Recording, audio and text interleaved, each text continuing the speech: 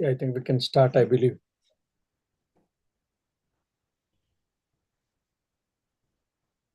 Isn't Sumit? Can we start? Yeah, we can start. I was just looking at start. Okay.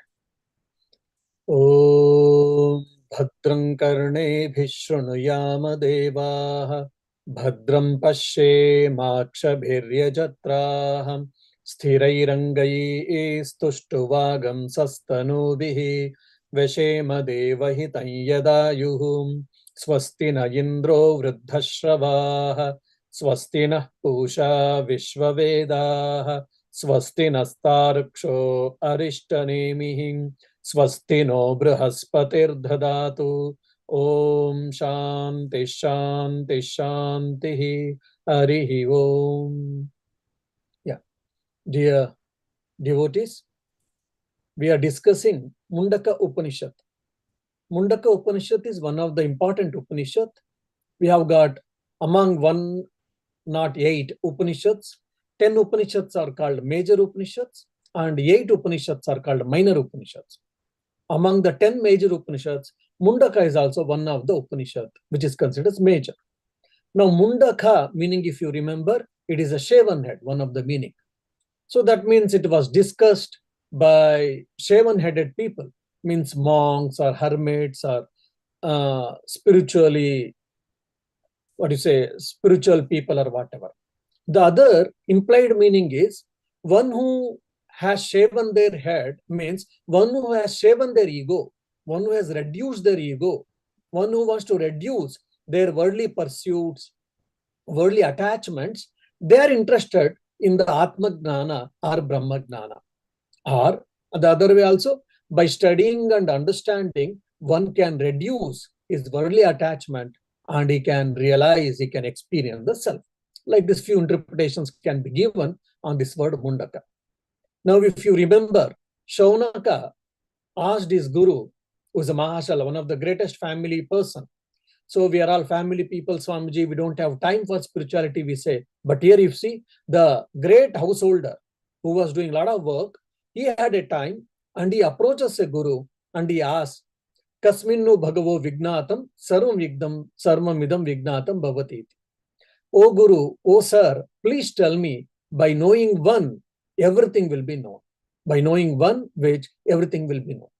Then Angir starts answering. Then he says Paravidya and Aparavidya. Paravidya means self-knowledge and Aparavidya comes all other knowledge, that is secular knowledge.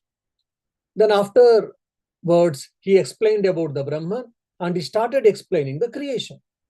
The last 2-3 shlokas, we saw how the creation happens. Just we took the spider, example of spider. So now the subject matter is concluded in the 9th verse actually, regarding the creation. I thought today, before entering into the subject, I will tell a beautiful story from Swami Vivekananda's life. How much ever we read and hear the Vedanta, Advaita Vedanta, many times we feel whether is it true, whether is it possible, whether can it be experienced. This type of questions or doubts can haunt our mind. So when we hear or when we witness the people who experience this truth, probably it can assure some self-confidence or the faith or shraddha in the spiritual pursuit or in this knowledge pursuit. Knowledge pursuit means self-knowledge pursuit. Swami Vivekananda had returned from the West, so it is around roughly 1897-98. And one day he was sitting in the Belur Mutt. Whoever visited Belur Mutt will be able to remember. In front of his room, there is a mango tree. Below the mango tree on the small cot, he was sitting in a casual mood. And one of his disciples, Manmatanath Ganguli, he approached. He approached with respect and he did salutations to him. He did pranams to him. So Swamiji was in a casual mood. Previous few days also, Manmatanath had visited and they had a conversations.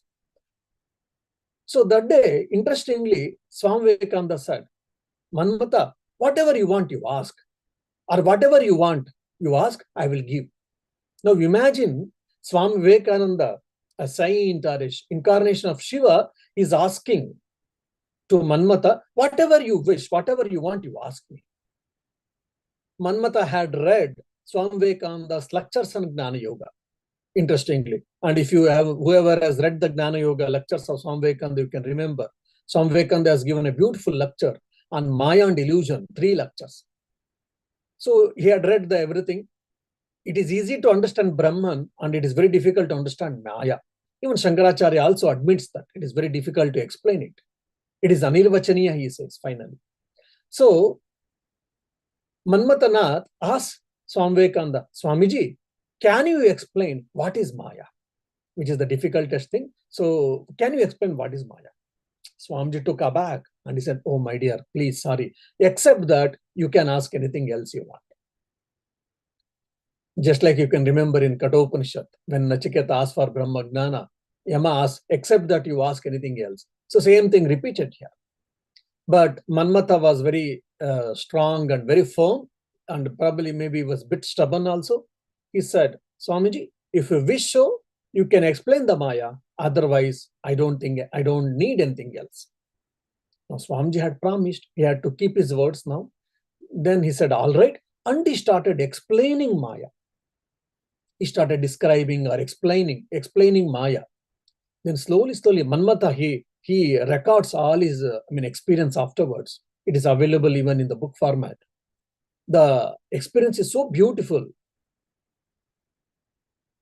Manmata is gone hearing Swami Vivekananda's exposition on Maya. His experience goes like this. He says that, I'm telling in a nutshell. Slowly, when he's hearing, of course, he was seeing the materialistic world, however we also perceive. He was seeing Swami Vivekananda's body, the Belur Math campus, and the ground, mango tree, and buildings, etc., etc. Then after some time, slowly, he felt that he's entering to the subtle world. The whole gross manifestation of this empirical universe has gone behind, and he has gone to the subtle universe. And everything is looking very in a subtle way. Then Swami Vivekananda is explaining the Maya. He's continuing the explanation, and his experience has gone further, and he started experiencing everything is in vibrations. There are so many materials, so many things, or so many objects. The objects are appearing for him as a vibrations. For an example, there is a mobile, and we are able to see all of us as a mobile, isn't it? Now, this mobile we are able to see. Now, if this mobile would have kept in front of this Manmata was feeling that the mobile in the form of some vibrations. So the whole world is with Spandana, which Spotayana Vada also is the beautiful theory in India. So it is the whole world is with full of vibrations.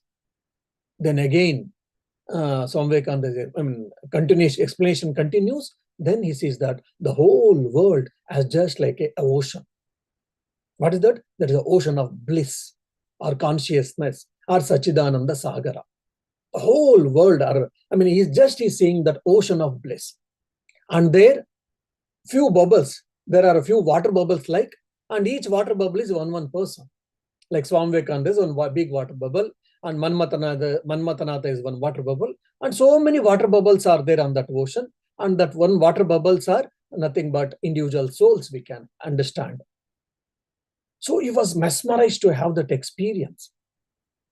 And he says that then he saw in front, he's not able to see Swami Vivekananda's form, Swami Vivekananda's physical form. Rather, it is just again a vibration or just he's able to, just he's listening Swami Vivekananda's voice, but he's not able to see Swami Vivekananda's form.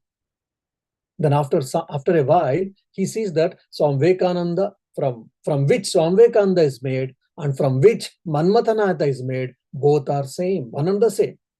And not only that, Manmata is feeling that he, as a witness, he is experiencing all this phenomena. Now we say, I, how much ever I say, I am self, we all of us, we have got individual egos, individual unripened egos.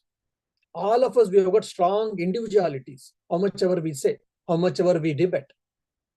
Whereas before this experience, even Manmata also had that feeling, notion, no doubt. But now Manmata is feeling that he is just a bare witness, is a Sakshi, and is just witnessing the entire phenomena. And very interestingly, at that given point of time, Manmata, as you know, monks and the elders, we don't use singular, we all use plural. Nivu, apni, like that. But that day he said, "Oh, Swamiji, or Vivekananda, or Naren, you and me, both are one and the same. We both are made up of the same material. We both are one and the same." Then he uttered that in just a fraction of seconds or a few seconds, then whole of his experience got disappeared. Then again, Swami Vivekananda is sitting on the cart, on the small cart, and he's talking, and Manmata sitting on the floor and is listening back to pavilion. Then Manmata, he feels bad. Why did I make that statement? If I was enjoying, probably I would have experienced more, and I don't know what else I would have experienced. I don't know. Now, this one small incident, probably it can bring confidence, it can bring a faith or shraddha for all of us. This Advaitic truths are the experience which has been explained in our Upanishads or by our great saints and rishis. That is not a hypothetical argument, or it is not a theory, or it is not just an idea. It is a matter of fact, or it is a matter of experience. So whatever we are studying and whatever we are trying to understand, it is all true. Only that we need to have a purity of the mind, and we have to exercise our mind and etc., so that we can become the fittest instrument to enjoy that bliss or to experience our real nature. Yeah. Now the subject matter is concluded in this 9th verse. What is that subject matter? Regarding the creation. Yaha sarvagnaha sarvavidyasya gnanamayam tapaha tasmad etad brahma nama rupamannam cha jayate. From him who is omniscient in general and all-knowing in detail, and whose austerity is constituted by knowledge, evolved this Brahman, that is Hiranyagarbha, name, color, name, form, and food. Now it is in a nutshell, the theory of creation has been told here. From the Brahman, or from the consciousness, what has been emerged? The cosmic mind called Hiranyagarbha has emerged. Tasmad etad Brahma. Here Brahma means it is Hiranyagarbha or Chaturmukha Brahma, we can say. In the Puranic language, it is Chaturmukha Brahma or Hiranyagarbha. Then name and form and food, all of them has been emerged. How it is emerged? It is not accidental. So either creation you can say, or projection you can say, they are not accidental. So the Vedas or Upanishads doesn't accept that the creation was just an accidental. Just like Big Bang Theory, there was a just bang and the creation started. No.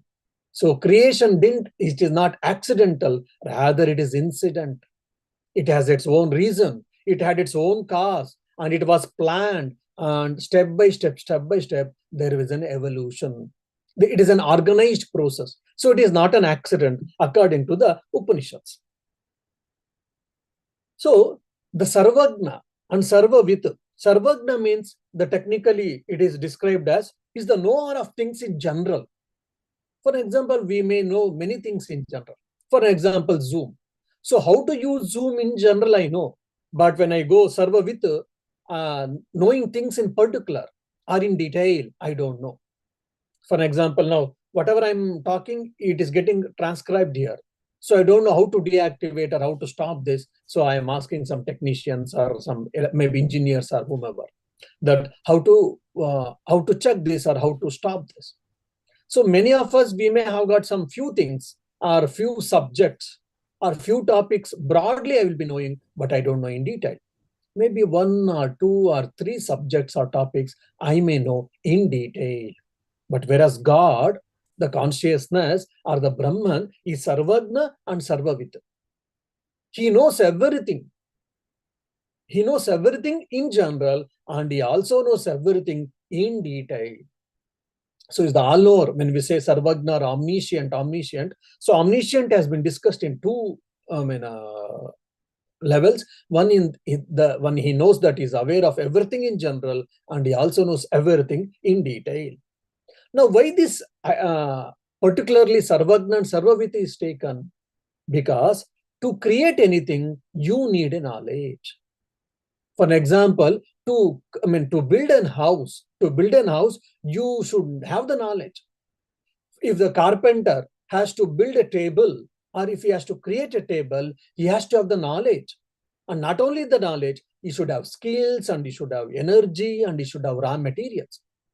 For example, carpenter has got energy, carpenter has got a knowledge, he has got a skills, and if he doesn't have a raw material called wood, then he can't create a wooden table. So knowledge, skills, energy, raw materials, all of them are required. Now, the Brahman is creating this universe. So who is the creator? The Brahman himself is the creator, or Ishvara is the creator, or Aksharam is the creator according to here.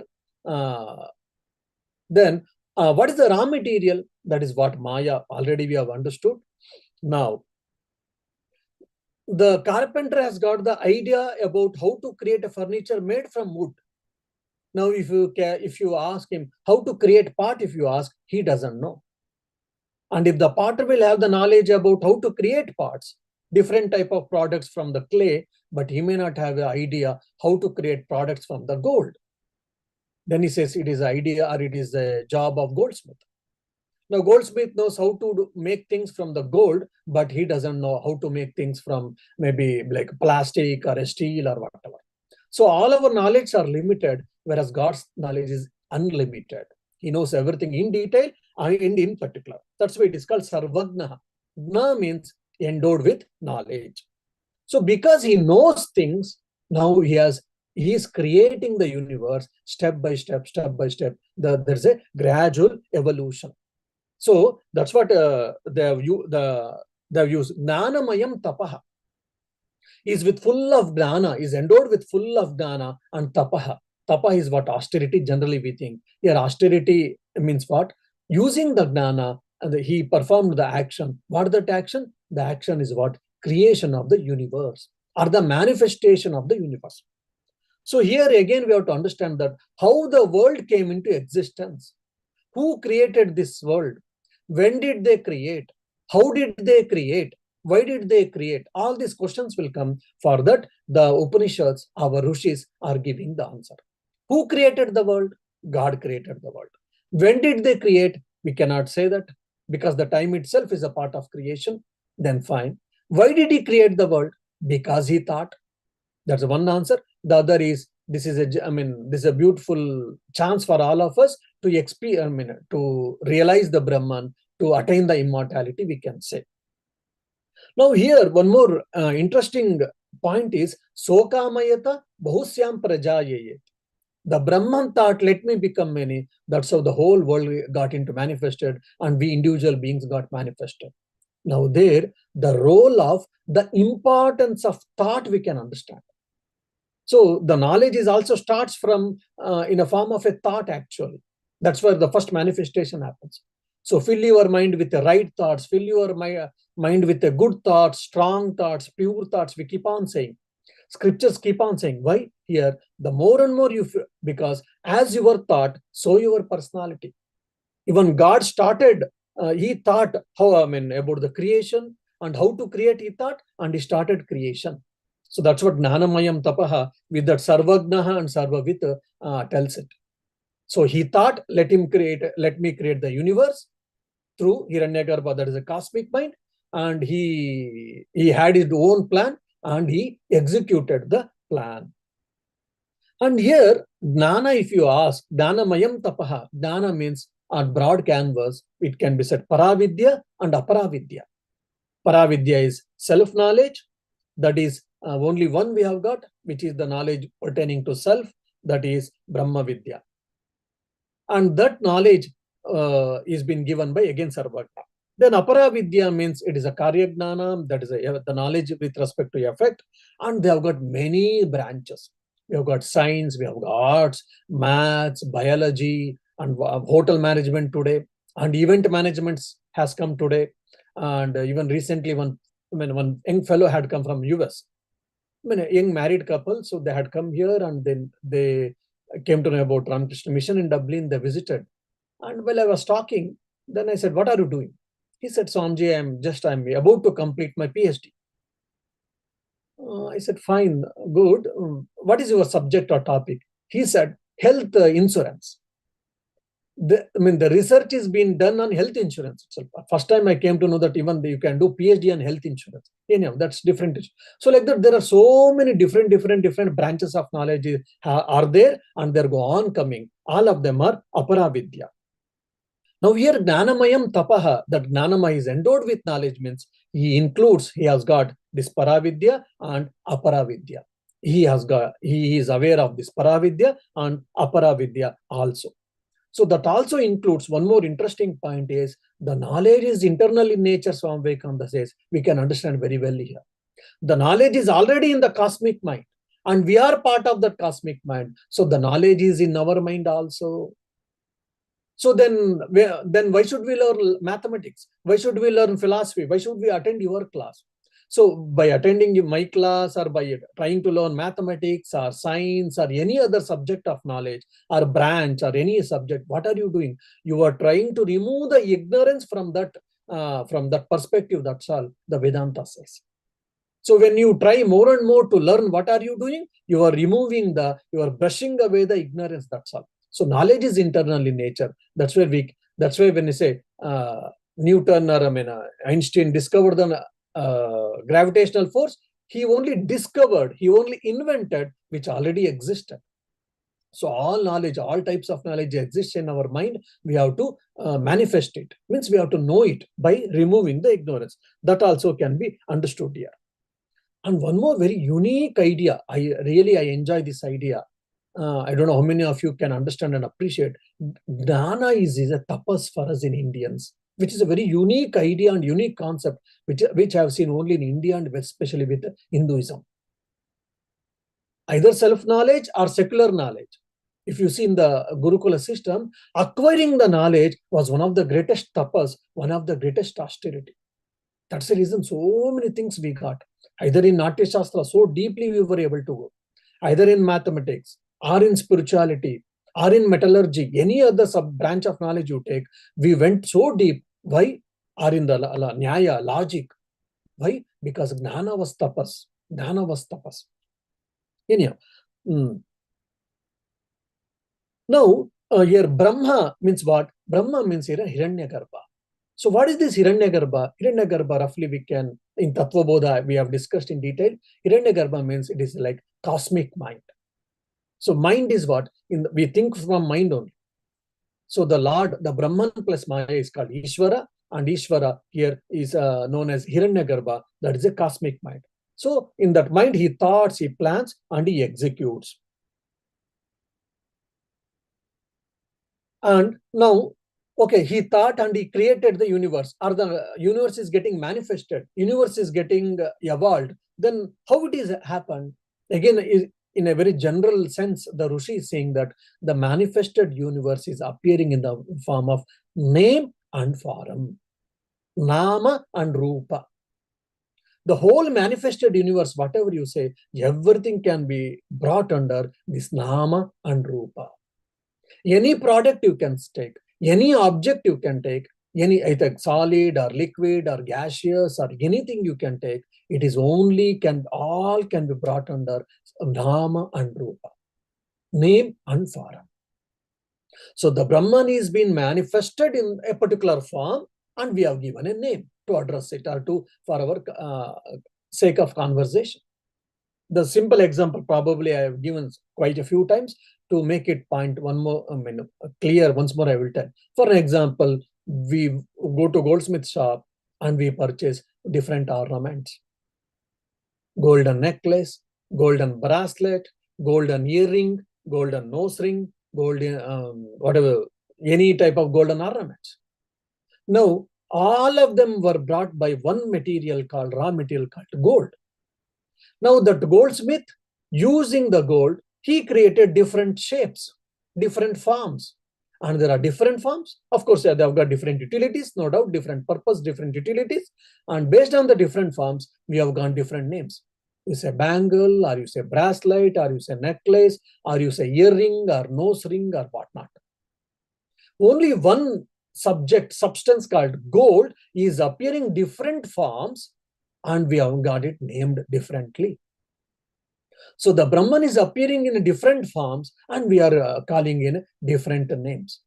But just like if you remove the gold, what happens? Then all the golden ornament ceases to exist. So similarly, when you remove the Brahman from this world, the world ceases to exist. So the Brahman is the only real substance. Substance means it is not an object, I mean to say. Substance means from which everything is made up of. So the Brahman is the only substance. So other all, I mean, just it is a manifested, it is an expression, or it is just an appearance. So the appearance is what is called Maya. So when I say Brahman plus Maya is the world doesn't exist, we don't say. Rather, there is something, but we are understanding it something as else. For example, at Manmatanath Gangoli, if you refer to that example, there was an ocean of bliss, and there were just bubbles like water bubbles, like air bubbles, like few bubbles, and that bubbles are individuals. And is that water and that bubble was different? No. So similarly, I, you, and Brahman is different? No. Aham Brahmasmi, when I say I am that Brahman, I and Brahma are one and the same. And that same consciousness, it was appearing for him little earlier. Before, it was vibrations. Little before, it was subtle world. Little before, just like we are all experiencing, which is the gross world. Now this Brahman is appearing as this subtle world. Brahman is appearing as vibrations. Brahman is appearing as gross world. Fine. Now, why we are able to see this gross world in this particular fashion? Because of our mind and because of our sense organs. The moment if the structure of the sense organs changes, then our viewing, our perceiving, our experiencing about the world also changes. So when we say Maya or Mithya, that's what we mean. So there is some substance, but we are seeing it as something else. So Maya means it doesn't exist. It is not that it doesn't exist, but existing, but we are perceiving it in a different way. Again, it is a subtle point. I keep on saying that so that this basic concept we should understand. So now, God plus name and form is what the world or Jagat, according to the Advaita Vedanta, or from this particular sloka.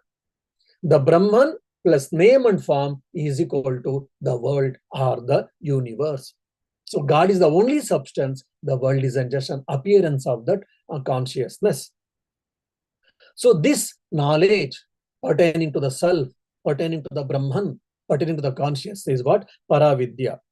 So here he concludes the topic, and in the second canto, he starts the Aparavidya regarding that. Paravidya and Aparavidya has been discussed in detail. And one more interesting thing is, till now, you saw only trailer. The first adhyaya is only trailer. He just introduced the topic. He gave a one structure, or he gave a one overall picture. The author gave an overall picture of the subject matter of the topic from the second canto. Then he goes in detail. Now, in the second canto, first Mundaka, second canto. If you remember my first class, every Mundaka, we have got 3 Mundakas, 3 chapters, you can say, and every chapter has been subclassified into two cantos. So there are 6 cantos. Now, first Mundaka, first canto we finished, and now second Mundaka, first Mundaka, second canto we will be going. Here, the author will be describing more of karma and little upasana actually. The karma, though Upanishads is the end portion of the Vedas, generally where we are supposed to discuss about the spirituality, philosophy, epistemology, and etc. Now and then, here and now, some places, pertaining to Vedic rituals also has been discussed in some of the Upanishads. In this Mundaka also, in the second canto, mostly it is discussed about Vedic rituals, Vedic karma kandas, and few last 1 or 2 slokas regarding the upasana or mental worship. Now, I know many of us, we are not interested in these things probably, and we don't get connected with these things, or we feel may not be necessary for all of it. So most of us, we are not interested. That's the reason now onwards, just there's few slokas at least. I will not be going in detail. Just I will, chant the sloka. I will tell the meaning. very few simple explanation with 1 or 2 minutes I will tell, and I will probably 2 or 3 shlokas I'll be finishing in just few moments.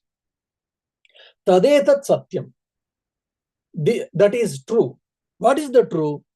Mantreshu karmani kavayo yani apashyam tani tretayam bahuda santatani tanya charata niyatam satyakama yeshavah pantaha sukritasya loke. The karmas that the wise people discovered in the mantras, that is Vedic mantras, are accomplished variously with these 3 Vedic duties get united. You perform them forever with a desire for the true results. This is your path leading to the fruits of karma acquired by yourselves. Anyhow, here he is telling these 3 actions or 3 duties. What is that? The duties which we discussed in Rig Veda, Yajur Veda, and Sama Veda. That is one of the definition is been given by the Adi Shankaracharya in his commentary. So now, the author is telling, the Rishi is telling that one has to perform Agnihotra every day. Agnihotra is a Vedic ritual. Morning and evening we are supposed to do. It is just like heating the milk and offering the milk and ghee to the sacrifice. So every householder was supposed to maintain 5 types of sacrifices or 5 types of fires. There one was Garapata Agni, Gruhapati actually. So that Agni, that fire was Yajaman of the Gruha, it seems. That's why the Grihastha has to maintain that he gets from his father during marriage, that from Garapatya Agni, from that fire, you take a small portion of Agni and you lit the fire to perform the Agnihotra. Once that Agnihotra is done, then you will take back the fire, left out fire, and you will add into the Garapatya. That was the ritual anyhow. Now, here you can remember, or if you can relate, especially in southern part of India, I have seen, when any person dies, in front of the house, they put a fire. Of course, in cities now, because of security reasons, you may not do it. But otherwise, they put a fire actually, small fire. Why, in the olden days, so we are supposed to maintain the fire, Grihasthas, and we are supposed to worship. So when that Yajamana dies, or Yajamanya, when the person dies, that means we cannot keep that fire in the dead person's house. So that fire was put out. Okay, that Yajamana, whoever used to worship all of his life, he is no more. So that's the reason they used to put the fire outside of the house, and they used to see that it will be burnt with a using of cow dung or coconut skin and etc. And the same fire used to be taken in the pot, and using that fire, they used to lit the fire, and he used to be burnt, because the whole life he has worshipped that fire. Now when he has passed away, it has been put, and that same fire will be taken in the earthen pot, and using that fire only, his body also will be burnt. So that is what the idea. But now we have forgotten, we stopped the worshipping the fire, but that tradition is left out. What is that? A person dies, in front of the house, you will lit a new fire. So that's all how the things are connected, just I want to tell. So here they are telling Agnihotra, everyone has to perform sincerely. So this comes under Nitya Karma. Nitya Karma is obligatory duty and daily duty. So Nitya Karma, according to Vedas and scriptures, is you don't have a choice. You don't have an option. For an example, whether to wear a white color cloth or red color cloth or green color cloth or purple color cloth, you have got an option. Whether to wear cloth or not, there is no option in the civilized society, isn't it? So similarly, according to the Vedic injunctions, everyone has to perform this Sandhya Vandana, Agnihotra, all these karmas. For that, you don't have a choice. So they are telling that whoever perform this Agnihotra and other sacrifices, has been told by Vedas, they attain, they attain the good worlds. They attain the good worlds means what? They attain punya. They attain good luck. They attain the purification of the mind. And by doing these actions rightfully and practicing the scriptural injunctions, what happens? It reduces our laziness. It reduces our instincts. And it gives a good culture. It is taming the mind, it is controlling the mind, and it is also, directing the mind for the good things. That is the basic idea. Now, very well, you can say that, oh, Swamiji, if we don't do Agnihotra, then can't we get all these things? Yes, you can get it. In the, I think one of the Purana or one of the Dharma Shastra itself tells very clearly. I'm not sure where it tells, but only I know that in the Satya Yuga, Kruta Yuga, people used to get anything just by meditation. Then in the Treta Yuga, people used to perform sacrifices, yagnas, big yagnas, and they used to get. And Dwapar Yuga, more or less small things. And in the Kali Yuga, what you should do? You should try to remember the Lord's name and do Sankirtana. By that, you can get whatever the person wishes to get from sacrifices, performing sacrifices or meditation. By doing Sankirtana in this Kali Yuga, in this present age, one can get. Even the scriptures also says, Sri Ramakrishna also says, by using the word Naradiya Bhakti. So by doing, so at least if you have got initiated into Gayatri, so I generally suggest that every day at least you have to do 108 Gayatri, morning 54, evening 54, or 108 times Gayatri, and just Achavana and Surya Argya. If you can do it, fine. Or otherwise, you should not leave Gayatri. Fine. Otherwise, if you have got spiritual initiation or whatever, then definitely morning and evening, as much as possible, we should do repetition of the Lord's name sincerely. Or at least worshipping the Lord every day in our own way, in our own style, or according to the family traditions. This is a must for every one of us. There we don't have a choice. Now, by doing this, what I say, we get a chitta shuddhi slowly, our mind gets purified and our things gets become better. And it also can help to get away from so many problems, adverse circumstances. All these things are there. So basically, Agnihotra one has to perform. By performing that, you will get the good results, you will get the good words, and etc. Has been told by this shloka. Yada lelayate hi archihi samidde havyavahane tada ajyabhaga antarena ahuti pratipadayet. When the fire being set ablaze, the flame shoots up. One should offer the oblations into that part that is in between the right and left. So here again, it is pertaining to the sacrifice ritual rules. So when you lit the fire, or when the fire, the Homagni is nicely has been nicely getting lit. So when you are offering the oblations, you are supposed to offer the oblations in the middle of the fire, in the central part of the fire, not the right side, left side, or whatever. Why this they are telling it? Because there are so many rules. For example, if you attend in any Ramakrishna Ashrama, even simple homas which we do in the special days, so while doing worship, offering flowers or offering the ghee and other things, so we offer sometimes in the middle of the fire, sometimes in the right side of the fire, or in the left side, left corner. So there are different rules. So while uttering few mantras for few deities or few types of sacrifices, in these particular places you should do. So here it is one of the thing is telling that according to when you are doing Agnihotra or what the particular type of sacrifice, the fire should be nicely lit and you should offer the oblations in the central part of this. Because there is a Avapasthana and Pratipadasthana and so many technical details are there, which includes all these traditions of the home and all. I don't think which is required for us. So like this, few other slokas, like 4 or 5 slokas will be going just about the sacrifices. And I'm sure that, generally we don't need all these things also. So in the next class, maybe 5 to 6 slokas we will cover up. And that covers the second canto. Then afterwards, again, we will start discussing spiritual and philosophical discussions. And we will try to know who am I and what is my real nature. Om Shanti Shanti Shanti Harihi Om Tat Sat Shri Ramakrishna Arpanamastu.